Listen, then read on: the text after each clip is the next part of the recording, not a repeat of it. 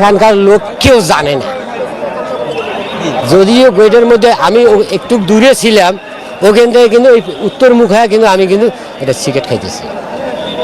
খাইতে এটা কিন্তু ঘটনা কিন্তু 1:15 যেই বলুন না কেন, আমি 1:14 আমি কিন্তু একটা জিনিস আর কি ব্যবহার করতেছি।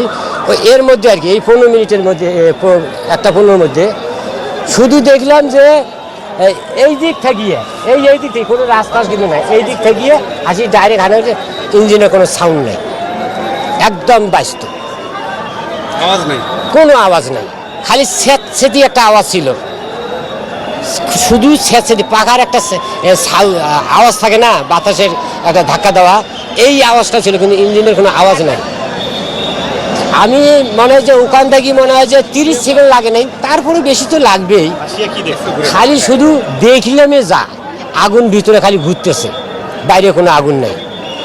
বিমানটা মনে হয় যে তলদি কাই একজোট করে গোট করে থুয়ে দিচ্ছে, এইভাবে বিমানটা যায় ভিতরে। বিমান তো না, ফাইটার, হ্যাঁ, প্রশিক্ষণটা এই জায়গায় গোছ করে থুয়ে দিচ্ছে। আর এই দক্ষিণ পাশে 2টা মহিলা মেয়ে, আর ওই সামনে মনে করেন যে একটা ছেলে আর একটা ছোট বাচ্চা পড়ে গেছে। এই সাইডটাকে আমি খালি উদ্ধার করছি, এই উদ্ধার করে টানিয়ে এইদিকে আনি থুয়ে অটো গাড়ি খুব হেল্প করছি।